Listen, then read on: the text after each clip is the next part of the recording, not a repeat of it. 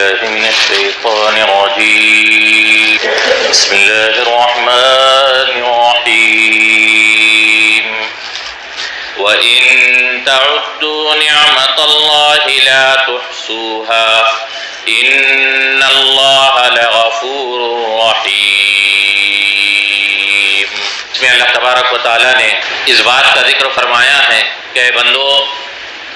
تم پر ہمارے اتنے انعامات و احسانات ہے، اتنے بے شمار ہمارے احسانات تم پر ہے کہ اگر تم ان میں سے کچھ نعمتوں کو گننا چاہو، شمار کرنا چاہو اور ان کو گنتی میں لانا چاہو، یہ تمہارے بس کی بات نہیں ہے، یہ تمہارے شمار کے لائق اور قابل نہیں ہے.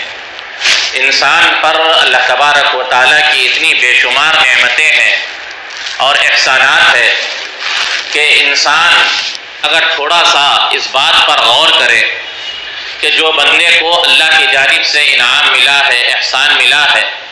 تو انسان اس سوچنے پر، اس غور و فکر کرنے پر اللہ کے سلسلے میں تشکر کے جذبات سے لبریز ہو جائے. حال قریب میں جو بیماری گزری، کئی سارے لوگ ایک سانس کی وجہ سے اور آکسیجن کی وجہ سے جتنے پریشان تھے آپ تمام کے علم میں ہے. لاکھوں روپے دے کر انسان آکسیجن خریدنا چاہ رہا تھا، لیکن آکسیجن انسان کو دستیاب نہیں ہو رہا تھا. صبح و شام ہم اللہ تبارک و تعالیٰ کی کتنی ہزار اللہ کی جانب سے ملنے والی یہ سانس کی نعمت ہم حاصل کرتے ہیں،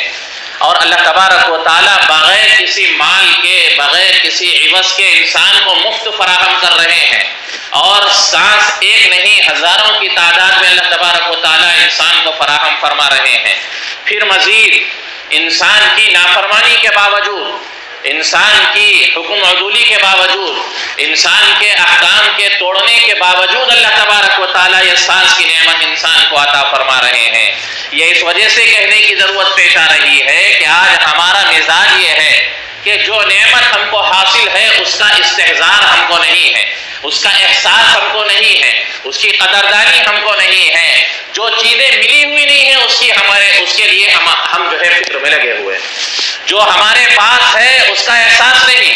اس کی قدردانی نہیں. جو ہمارے پاس موجود نہیں ہے اس کے لیے ہم کوشاں ہیں، اس کے لیے ہم فکر مند ہیں، اس کے لیے ہم بھاگے جا رہے ہیں، اس کے لیے ہم پیچھے پڑے ہوئے ہیں کہ ہم کو وہ نعمت بھی حاصل نہیں ہے، وہ چیز بھی ہم کو ملی ہوئی نہیں ہے، اور یہ برانڈ بھی ہم کو حاصل نہیں ہے، اور ایسا نہیں ہے، ایسا نہیں ہے. یہ ہمارے معاشرے کا ایک عام مزاج بن چکا ہے کہ جو چیز نعمت کے طور پر بغیر مانگے اللہ کی جانب سے ہم کو ملی ہوئی ہے اس کا احساس اور اس کی قدردانی اور اس پر شکر کے جذبات سے لبریز ہونے کے بجائے ہمارے اندر ناشکری کا جذبہ ایسے ہے کہ جو چیز دوسروں کو ملی ہوئی ہے اس کی طرف نظر ہے، جو چیز انسان کو حاصل نہیں ہے اس کے لیے ہمارا خیال، اس کے لیے ہماری فکر، اس کے لیے ہماری تگ و دو، اس کے لیے ہماری ساری محنت، اور اسی کو ہم اپنا جو ہے محور اور میدان بنائے ہوئے ہیں. اللہ تبارک و تعالیٰ کی نعمتیں انسان کو اتنی ہیں کہ اگر تھوڑے سے ٹھنڈے دماغ سے انسان سوچے کہ انسان کو اللہ نے ایمان کی دولت دی، سانس کی نعمت اللہ نے انسان کو عطا فرمائی، گھر میں اللہ نے سکون کی دولت اللہ نے عطا فرمائی. انسان جب گھر میں جاتا ہے تو اپنی اولاد کو، گھر والوں کو، بیوی بچوں کو دیکھ کر انسان ایک سکون حاصل کرتا ہے، ایک ٹھنڈی سانس لیتا ہے. گھر کے اندر اللہ نے جو عافیت رکھی ہے وہ اتنی بڑی نعمت، اتنی بڑی دولت ہے، اور اولاد کا فرما بردار ہونا یہ اتنی بڑی نعمت ہے، اتنی بڑی دولت ہے کہ انسان آج یہ سمجھ رہا ہے کہ جو ہے نعمت اور احسان اور دولت یہ ہے کہ انسان کو خوب پیسہ مل جائے، انسان کو خوب فراوانی حاصل ہو جائے، مال کی ریل پیل ہو جائے، اور انسان جو چاہے مال کے ذریعے خرید لے، حاصل کر لے. لیکن آپ ان سے پوچھیں اور جا کر ان کے حال احوال معلوم کریں کہ ان کی اولاد ان کی کتنی فرما بردار ہے، بیوی ان کی کتنی فرما بردار ہے. گھر کے اندر جانے کے بعد ان کو چین سکون حاصل ہوتا ہے یا حاصل نہیں ہوتا. اگرچہ ہم کو دولت نہ ملی ہو، بہت بڑا بنگلہ اور بہت بڑا شاہی محل ہمارے پاس نہ ہو، بہت بڑی کار اور بہت بڑی چیزیں ہمارے پاس دستیاب نہ ہو، لیکن دل کا سکون جو اللہ نے ہم کو عطا فرمایا ہے، اولاد کی فرما برداری کا جو احسان اللہ نے ہم پر فرمایا ہے، ذہنی ٹینشن اللہ نے ہم سے جو دور فرمایا ہے، یہ کیا بہت بڑی نعمت سے کچھ کم ہے؟ لیکن ہمارا ذہن اس کی نعمت ہونے کی طرف نہیں جاتا۔ سانس کی نعمت جو ہم لے رہے ہیں یہ کیا کچھ کم ہے؟ انسان دولت ہونے کے باوجود آج آکسیجن خرید نہیں سکتا اور سانس کی نعمت حاصل نہیں کر سکتا۔ اللہ بغیر مانگے یہ نعمت ہم کو دے رہے ہیں، اس پر ہم کو شکر گزاری کے جذبات سے لبریز ہونا چاہیے۔ اللہ تبارک و تعالیٰ کا وعدہ ہے کہ جو بندہ اللہ کے انعامات و احسانات کو سوچ کر، اس کے اوپر غور و فکر کر کر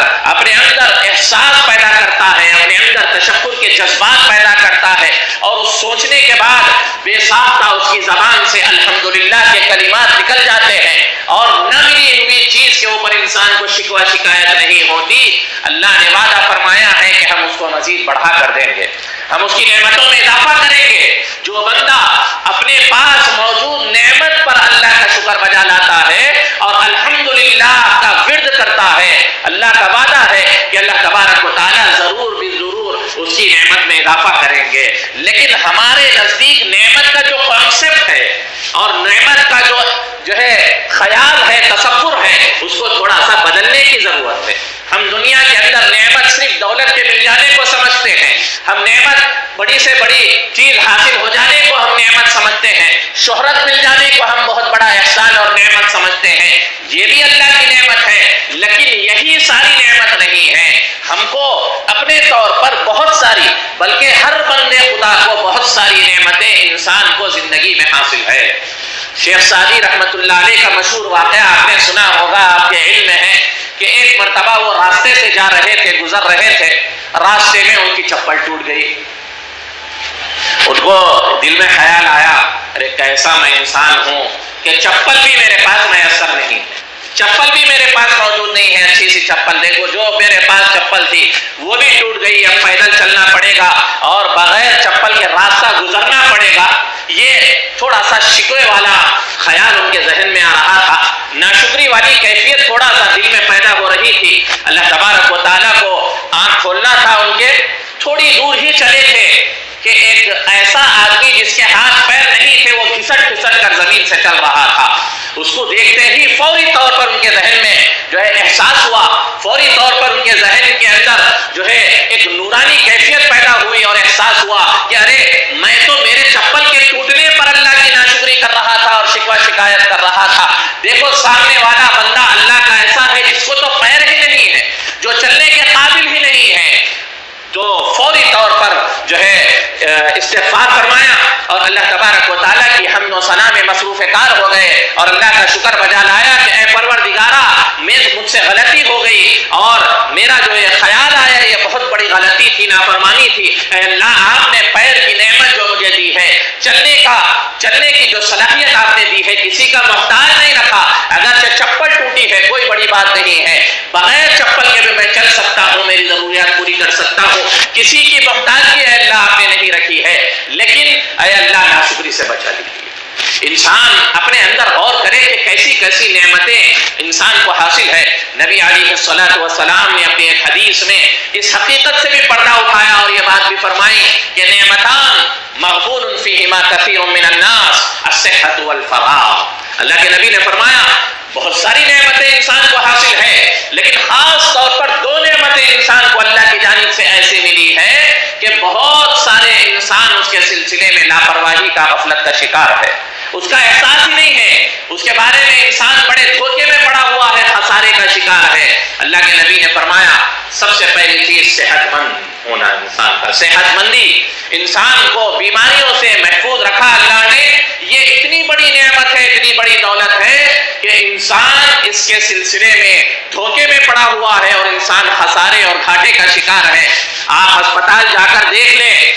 ہسپتالوں کے بیڈ بھرے ہوئے ہیں، ایسے ایسے بیمار آپ کو نظر آ جائیں گے، ایسے ایسی بیماریوں میں مبتلا کہ کبھی آپ نے ذہن میں تصور بھی نہیں کیا ہوگا کہ شاید ایسی بھی بیماری انسان کو ہو سکتی ہے اور ایسی بیماری میں بھی انسان مبتلا ہو سکتا ہے۔ لیکن اللہ نے ہم کو جو صحت کی دولت دی ہے یہ اتنی بڑی نعمت ہے، اتنی بڑی جو ہے اللہ کی جانب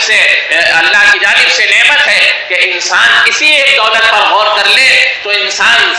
زندگی بھر زبان سے کبھی اللہ کے جناب اور حضور میں ایک لفظ شکایت کرنا نکالے۔